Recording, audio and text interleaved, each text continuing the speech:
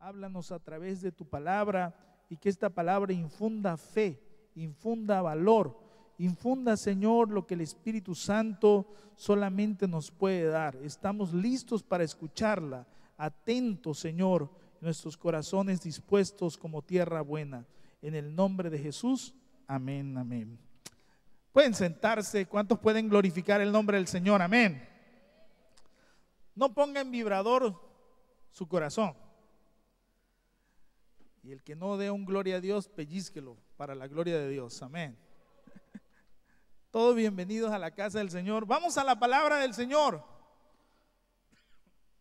Mateo capítulo 8, del verso 5 en adelante, estaremos viendo una lectura.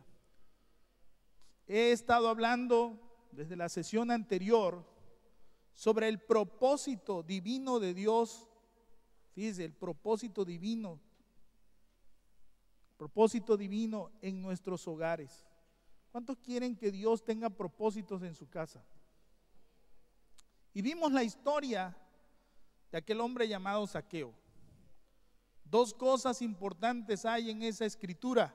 La primera, que el Señor le dice: quiero ir a tu casa. Aunque tú no quieras que Dios vaya a tu casa, Él sí quiere ir. Eso es lo más importante. Aunque tú lo saques y lo corras de tu casa y aquí no hay lugar, Él quiere estar en tu casa. ¿Cuántos dicen amén? Aunque otros piensen que no mereces que Cristo o que el Señor esté en tu casa, Él sí quiere ir a tu casa. Él no tiene temor de ir a tu casa.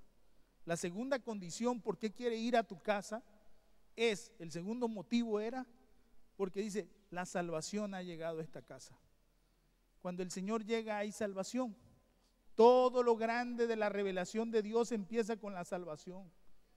Por eso la Biblia declara que la salvación es la perla de gran precio. Es lo mejor que hemos recibido. No podemos comprar la salvación, por eso es un regalo. Por eso es una dádiva de Dios. Es algo que Dios nos extiende y Él quiere darnos, fíjese. Por eso envió a su Hijo. Hay una declaración poderosa. Aunque tú rechaces ser salvo, Él quiere salvarte. ¿Cuántos dicen amén? Por eso yo he visto gente que aún en lo último, quizás a punto de pasar a la eternidad, han entregado su corazón al Señor y el Señor los ha salvado. ¿Cuántos alaban al Señor? Porque Él, su corazón de Dios no ha cambiado. Hay cosas que cambian, pero la salvación y el proyecto divino de salvar, y ahí lo dice en ese pasaje que leímos, Él vino a salvar lo que se había ¿qué? Perdido. Si alguien está perdido, es candidato para que el Señor lo salve. ¿Cuántos alaban al Señor? Él es especialista en salvar lo más complicado de nuestra vida. Hoy quiero hablar un tercer motivo por qué el Señor quiere estar en tu casa, por qué quiere ir a tu hogar. Y eso lo podemos leer en ese capítulo 8, del verso 5 en adelante de Mateo. ¿Están todos ahí? Es la historia de un hombre, de un centurión que va a interceder por su siervo. Y miren lo que dice, verso 5 del capítulo 8 de Mateo. Y entrando Jesús en Capernaum, vino a él un centurión, rogándole y diciendo: Señor, mi criado está postrado en casa. ¿En dónde estaba el criado? ¿En dónde estaba el criado? En casa. ¿Cómo estaba ese criado? Postrado, paralítico, gravemente ¿qué? Atormentado. Óigame, ¿qué más dictamen? ¿Quién quiere ir a una casa donde puros problemas hay? ¿Y sabe qué? El verso 7 es hermoso, porque dice, Jesús le dijo: yo iré y le sanaré. Lo tercero, ¿por qué Jesús quiere estar en tu casa? Porque Él quiere ser tu sanador. El Salmo 103, en uno de sus versos, verso 4, dice: yo soy el que perdona todas tus iniquidades. Pero dice, pero yo soy el que sana todas tus dolencias. ¿Cuántos dicen amén? Este pasaje es tan hermoso, yo iré y le sanaré. Les quiero contar una historia. ¿Cuántos de ustedes les gustan las anécdotas?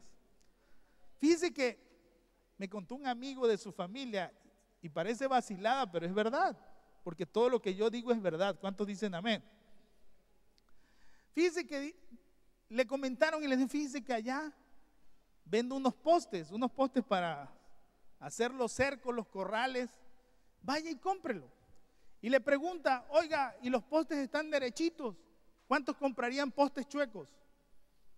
Nadie, ¿verdad? Quiero postes derechos. Sí, están bien derechitos, hermosos, bonitos. Entonces, dice que aquel hombre va interesado por los postes, llega a la casa de ese amigo y cuando pregunta grita, buenas, buenas. El detalle es que sale una señora, dice, ¿qué quiere?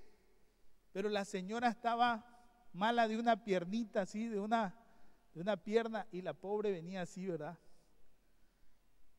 Y le dice, ¿está el dueño de los postes? No, señor, no está. ¿Pero qué quiere? Dice, quiero unos postes. Sí, sí vende, el señor sí vende, pero no está. Al final le dice, pero ya va a venir. Y le pregunta, ¿cómo están esos postes? Bien derechitos, pero la señora estaba así, ¿verdad? Chueca. Cuando en eso estaba hablando y siempre sale un perrito. En los ranchitos siempre sale un perrito. Es el escándalo porque siempre es la costumbre. Pero sale el perrito y venía baldadito. Igual lo había atropellado un camión y le había tronchado una patita. Entonces, mi amigo, aquel que fue a comprar los postes, dice, bueno, ¿y cómo están los postes? Están derechos. Cuando en eso le dice la señora, ahí viene el dueño de los postes. Y cuando baja, el señor abre la puerta y también tenía chueco las piernas. Válgame Dios, aquí todo está chueco. ¿Qué clase de poste me van a vender? Parece una anécdota que nos da risa, pero parece que hay hogares que todo está chueco. Que es pura enfermedad, que nos venden enfermedades por mayoreo al 2x1. Que le agarra a uno y le agarra al otro y parece que eso es epidemia de enfermedad. Parece que cuando empieza con uno, empiezan las cosas, parece que lo malo se pega más rápido que lo bueno. Parece que la enfermedad es más fácil de entrar. El pecado trajo enfermedad, la Biblia lo dice. Eso es consecuencia de haber desobedecido a Dios. Pero la Escritura dice, para eso apareció el Hijo de Dios, para deshacer las obras del diablo. ¿Cuántos alaban al Señor? Lo más extraordinario es este hombre. Vemos la vida de Zaqueo, ahora vemos la vida de este centurión. Este hombre era un gentil, era un hombre que no tenía derecho a conocer a Dios, que él vivía fuera de las circunstancias religiosas. El sistema religioso de aquella época tenía 613 leyes. Escúcheme bien. ¿Cuántos han leído los 5 primeros libros de la Biblia? El Pentateuco. Si usted lee el Pentateuco, hay ordenanzas, hay estatutos, hay mandamientos sanitarios, hasta de negocios, de familia, de hogar, de bodas, de adoración a Dios, de servicio a Dios. Todo tenía una ley, pero todo tenía una razón. No era imponer ley por ley. Aparte de esos 5 libros,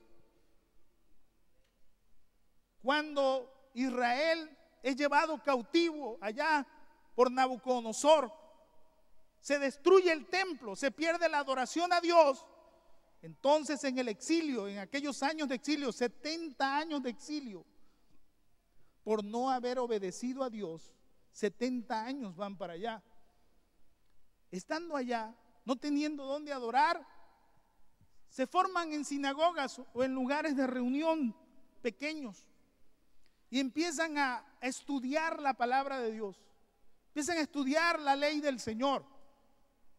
Entonces el sacerdote deja de ser prioritario y entran maestros de la ley. Toman el lugar y ellos crearon un modelo de cómo estudiar las cosas de Dios. Se crea lo que se llama la sinagoga. Y ahí un líder, el principal de la sinagoga. Por eso vemos en muchos relatos de Cristo, dice el principal de la sinagoga. La sinagoga tenía 2 líderes. El principal, que era el encargado de todo el estudio, de la organización, de qué se leía, de qué se adoraba, cómo se cantaba. Pero el segundo era el que estaba encargado del aspecto de la infraestructura del lugar. Ellos eran los dos grandes jerarcas de la sinagoga. De ahí venía Jesús. Ahí empieza la gente a estudiar. Y dice, los 5 libros de la ley no nos bastan. Vamos a crear y vamos a interpretar. Entonces salen, ¿cuántas les dije? 613 leyes que ellos enseñan al pueblo. 613 leyes. De esas leyes, ¿de dónde salieron? ¿Por qué 613? Porque los 10 mandamientos, ellos contaban las letras y se dieron cuenta que había 613 letras en los 10 mandamientos. Entonces dice, como número de Dios, vamos a hacer 613 ordenanzas interpretadas por estudiosos o rabinos de la ley, y esto se tiene que cumplir. Fíjense bien, de esas 613, habían 248 leyes afirmativas que decían, si tú haces esto, vas a entrar al cielo. Si tú cumples con esto, vas a entrar al cielo. 365 eran negativas. No hagas esto para que puedas entrar al cielo. Se dividieron. Y así estaba la circunstancia. Por ejemplo, después de esa división, hablaban de las que se vinculaban unas a otros. Hicieron un grupo que decía, la 1 va con la 10. Así como cuando hacemos tanda, ¿verdad? Usted da la 1, pero pues me tienes que agarrar ¿cuál? ¿Cuál? La última, ¿verdad? Lo sabemos, ¿cuántos alaban al Señor? La 8 va con la 2, ni modo, hermanito, así es el negocio. La 7 va con la 3. ¿Y cuál otra? Y así vamos cerrando hasta que llenamos la tanda, ni modo. Así se les ocurrió. Hay vinculantes y no vinculadas. Aquellas que se engarzan unas con otras y otras que no tienen nada que ver. 3 divisiones ya habían hecho del estudio. Hermanos, si era difícil la ley, la complicaron más. Por eso Jesús, cuando se encuentra, le decían, ¿cómo vas a entrar en casa de publicanos y pecadores? No puedes accesar ahí. ¿Se acuerdan? Vamos a ir un poquito más adelante. Allá, por el libro de Hechos, un hombre llamado Pedro va a casa de un centurión y le dice, tú sabes que no se me permite entrar aquí. Tengo prohibido por la ley. Pero ¿cómo es que Jesús en este capítulo le dice al centurión, yo iré y le sanaré? ¿Por qué? ¿Jesús vino a quebrar la ley? ¿Jesús vino a borrar la ley? No, el Señor dijo, yo vine a cumplirla. Pero ¿cuál era la ley? Amarás al Señor tu Dios con todo tu corazón y amarás a tu prójimo como a ti mismo. El Señor resumió la ley en esos 2 preceptos. Amar a Dios, al que no veo, pero temo. Y si lo amo a Él, aunque no lo vea, le creo. Y si le obedezco a Él, yo amo al que veo. ¿Cuántos dicen amén? Eso era el resumen. Lo espiritual, lo que no se ve, se bajó a lo que sí se puede ver. Lo que no es tangible, bajó a lo que sí se puede tocar. Lo que es abstracto, que está cerrado a nuestros ojos, se manifestaba en una acción diaria. El Señor por eso dice, yo iré y le sanaré.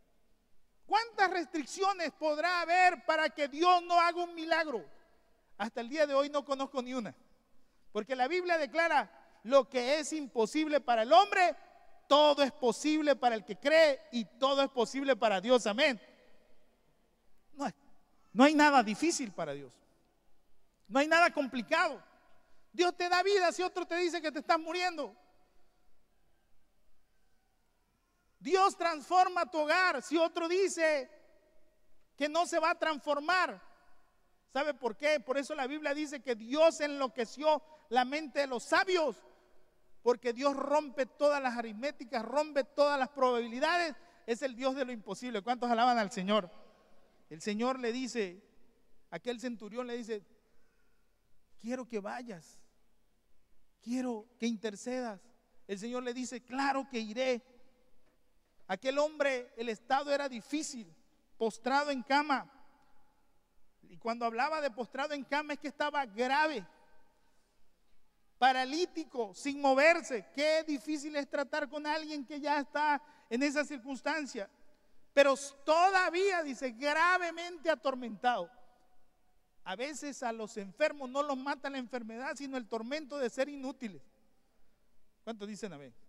A veces tienen un problema más fuerte acá que en el cuerpo.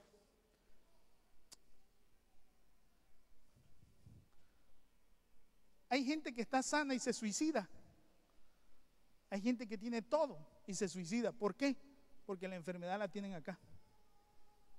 Enteros, exitosos. Usted puede ver gente que tiene dinero, fama, poder, gloria, pero acaba con un tiro. ¿Por qué? Porque son atormentados. La palabra del Señor dice que este hombre, imagínense, le digo que le cayó la enfermedad por mayoreo. No había dejado para nadie. ¿Cuántos quieren tener eso así en su casa? Aunque no lo quisiéramos tener, a veces entra a nuestra casa. Pero la palabra de Dios dice que Jesús le dijo, yo iré y le sanaré. Fíjense, esa palabra nos conforta, esa palabra nos consuela. Debemos de entender que el lugar donde nos enfermamos, donde luchamos, donde padecemos, donde lloramos, donde pasamos las verdes, las amargas y las dulces, es nuestra casa. Pero Dios no nada más está en este templo. Cuando tú vienes y escuchas la palabra de Dios, adoras a Dios, alabas a Dios, puedes compartir con otros hermanos este tiempo de adoración a Dios. Nunca será igual que tú cantes en tu casa a que cantes aquí en la congregación de los santos. ¿Cuántos dicen amén? A como no va a ser igual cuando estemos en el cielo cantando con millones de ángeles y de todos los redimidos, ese coro que alaban al Señor. Eso será única vez e inigualable. ¿Cuántos alaban al Señor? La adoración es en conjunto. La comunión con otros es en el hogar. Por eso les decía yo ese coro maravilloso que cantamos, ese estribillo, en el hogar tú necesitas a Jesús. Cuán importante es que estemos agrupados. Por eso hemos creado el proyecto P5, para que usted en el hogar se ve la circunstancia. Hoy me decían de un hermano de un accidente y alguien me dijo, pastor, me comunicaron. Gracias a Dios, no pasó a más. Pero ¿cómo surgió esto? Una comunicación. Y en el hogar, ahí está la necesidad. ¿Quién busca un problema? ¿Quién ha venido al altar para decir, pastor, yo quiero una enfermedad, yo quiero un problema que me venga para que yo sea más cristiano? Yo no he visto a nadie. El Salmo, ninguno de esos, ¿verdad? Si Él es el que perdona nuestras iniquidades y Él es el que sana nuestra dolencia. Por eso el Señor dice, venid a mí todos los que estéis cargados y cansados en problemas y yo os haré descansar. ¿Cuántos alaban al Señor? Usted viene como viene a la casa de Dios, pero cuando escucha la palabra de Dios, cuando escucha la adoración al Señor, la presencia de Dios empieza a mover y usted empieza a sentir algo en su corazón y Dios empieza a tratar con usted. La fe es aumentada, usted es fortalecido, usted sale diferente, con una visión diferente. Por eso el Señor dice, yo quiero ir a tu casa y sanar. ¿Qué problemas hay en la casa? Enfermedades, y hay enfermedades terribles. Por ejemplo, al estar yendo a una de las casas de nuestros hermanos, cuando entré y fui como pastor, y veo a un joven que me dice, pastor, ore por mí para que yo me muera, para que ya el Señor me lleve, aquí está su mamá, o para que el Señor me sane. Qué duro fue eso, hermano. Ay, hermano, yo me aguanté en derramar las lágrimas, pero yo quería salir corriendo al ver ese cuadro. Pero ahí oye uno la voz del Espíritu Santo que dice, vienes a infundirle fe, ora por él. La iglesia hay que orar por mientras había un problema con Pedro, ¿qué hacía la iglesia? Oraba incesantemente. ¿Cuántos creen que Dios escucha y tiene poder sobre todas las cosas? ¿Cuántos dicen amén? Yo no lo puedo hacer, pero sí conocemos a alguien que hace todas las cosas posibles. ¿Cuántos dicen amén? Queridos hermanos, esas son dificultades, enfermedades, problemas, necesidades, circunstancias de la vida, problemas en el matrimonio, en el hogar, con los hijos. ¿Quién quiere un problema con los hijos? Sales de tu casa y te encuentras con una circunstancia terrible, como aquel padre que me habla en la mañana y me dice, pastor, me acordé de usted, pero acaban de matar a mi hijo. ¿Quién quiere que a su hijo lo maten? Queremos que a nuestros hijos les vaya bien, sean de larga vida. Pero queridos hermanos, la vida es así. Solo Cristo nos puede amparar. Por eso la Biblia dice, bajo la sombra de sus alas estaremos seguros. Pero el Señor dice, yo quiero ir a tu casa, yo quiero sanar tus problemas, yo quiero sanar tu dolencia, yo quiero sanar tus conflictos, yo quiero sanar tus temores, yo quiero sanar tu corazón, yo quiero sanar tu mente. Usted sabe que hay gente enferma del corazón, hay gente enferma del pasado. Hace unos días estudiaba yo una anécdota. Dice que habían dos clérigos, voy a usar la palabra esa. Dos personas que habían juramentado no tocar mujer, porque era pecado, ni tocarla ni saludarla. Pero iban en camino y encuentran un río. Iban de dos en dos para cuidarse, para ayudarse en las pruebas y en las tentaciones del mundo. Y aquellos dos hombres al llegar al río, encuentran a una señora que quería cruzar el río, pero tenía su carga, aquellos que usan de maderita que llevan a sus hogares. Y la pobre señora no podía cruzar el río, tenía dificultades. Uno de los clérigos dice, toma la decisión, la voy a ayudar. La toma de la mano y empieza a cruzar el río y el agua la llevaba y la traía, pero ahí van los dos juntos. Cruza el río, la deja ahí. Aquella mujer le agradece. El otro no la tocó. Caminaron todo ese día, caminaron en la noche, descansaron. A la noche siguiente, después de caminar el siguiente día, a la noche siguiente, cuando se iban a acostar, le dice, te quiero comentar algo. Faltaste al juramento que habíamos hecho de no tocar a una persona. ¿Cómo ayudaste a esa mujer? No cumpliste. Aquel hombre le dice, qué difícil es la vida. Dice, hace más de 24 horas que yo ya dejé a esa mujer en la orilla del río y tú la tienes cargando más de 24 horas en la mente y en el corazón. Queridos hermanos, a veces en la vida pasaron años, días y ya pasó el problema y usted sigue cargando lo que ya quedó allá. Por eso Dios quiere llegar a tu casa, Dios quiere llegar a tu corazón, Dios quiere llegar a lo más profundo de tu mente para sanar y transformar. ¿Cuántos dicen amén? Esa historia se revela cuando Jesús viene de la sinagoga. El Señor sale del lugar de la enseñanza. El Señor sale del lugar donde se reunían la gente para escucharle, se admiraban de su doctrina. Pero cuando sale de aquel lugar se encuentra con este centurión, se encuentra con la necesidad de aquel hombre y el Señor tenía una respuesta para decirle, yo quiero sanar, yo quiero ayudarte. ¿Sabe qué, hermanos?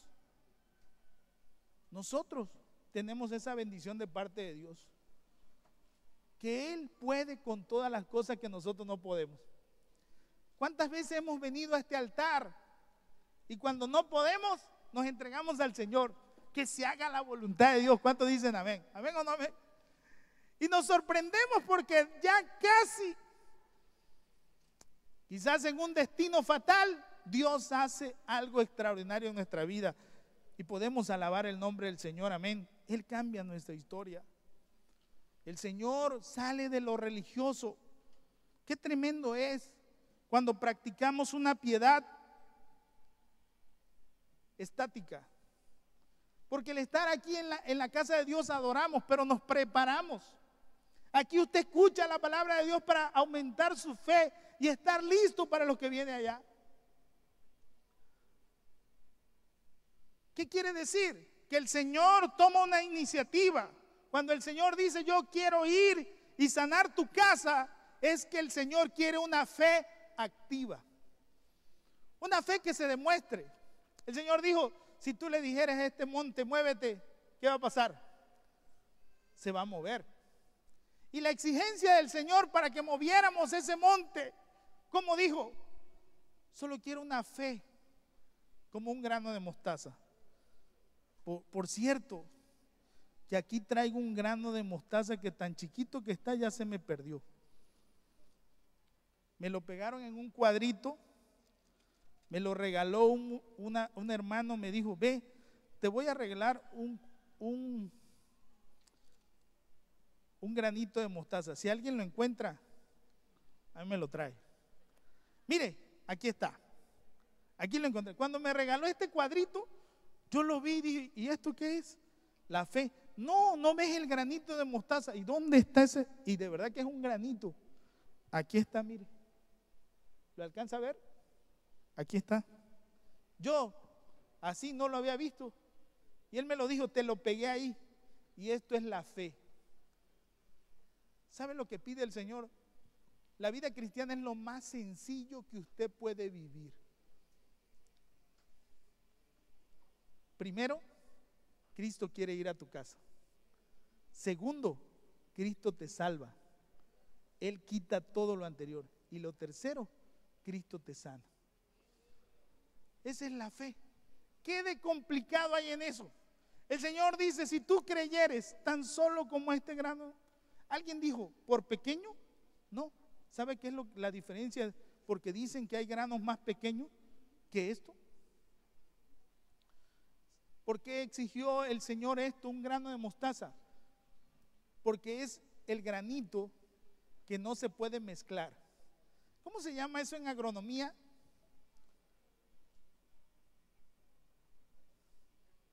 Injerto. ¿Así es? ¿Se puede mezclar una semilla? La genética. Fíjese que el grano de mostaza tiene esa capacidad. No se puede mezclar. No hay manera como hacerlo. Por eso el Señor, fíjese, el Señor sabe de ciencia.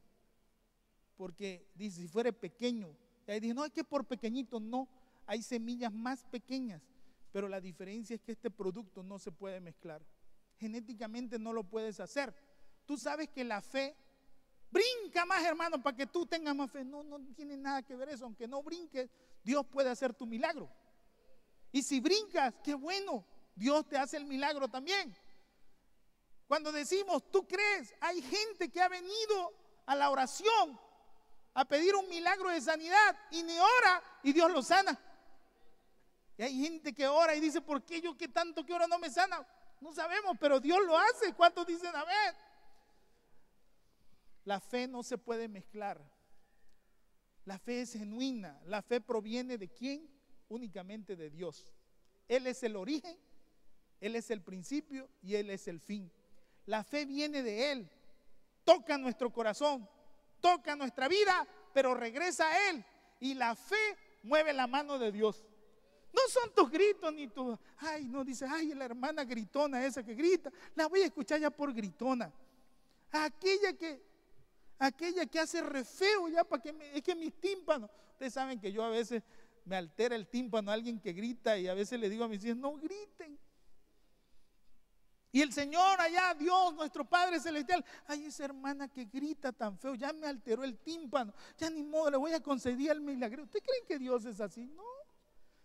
Lo que mueve el corazón de nuestro Padre Celestial es la fe. Para el que cree, todo